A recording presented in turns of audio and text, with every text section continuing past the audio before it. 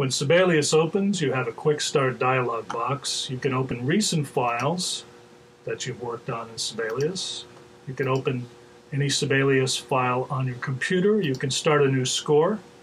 You can browse through their teaching resources and worksheets. You can open any standard MIDI file.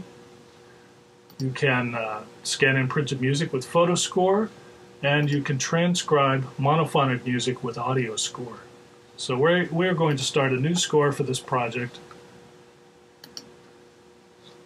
And in the new score dialog box, we have several possibilities in terms of ensembles. These are templates of various instrumentations, jazz groups, marching bands, orchestra, pop groups. For this project, I'll choose blank, and it asks, do you want to add an instrument at this point? That would be a good idea. And in the instruments dialog box, we have all possible instruments you can imagine, including even some instruments like the shakuhachi flute and the banjo. And we are going to choose a very simple flute so that I can hear the keyboard notes that I enter in the project to create a lead sheet. Under the new score dialog box, we have the various notational fonts.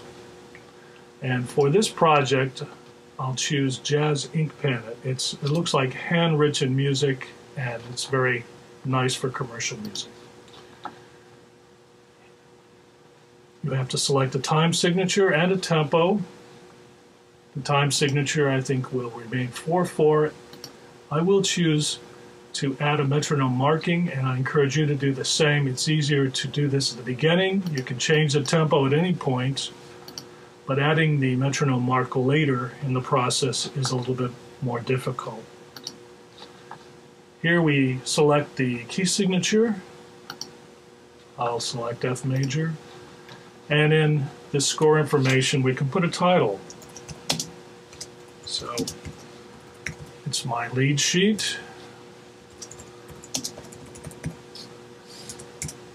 And I encourage you to use the copyright addendum because it does afford you a certain amount of protection under law. And there we go. At this point, we have a score view, although it also looks like a part view just because I haven't added many parts to it. And one of the nice things about Sibelius is you can move your configuration, your setup, by simply grabbing and moving things without having to go through a meta tool like you have to do in Finale.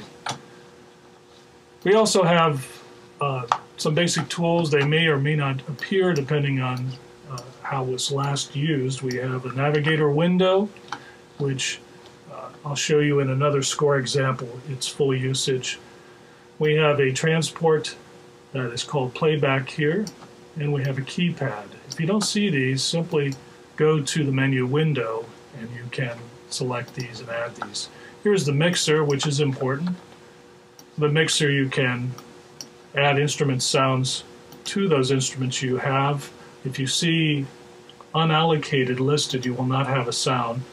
By choosing an instrument device, and they may differ according to your computer setup, you'll be able to hear that instrument when you play the keyboard.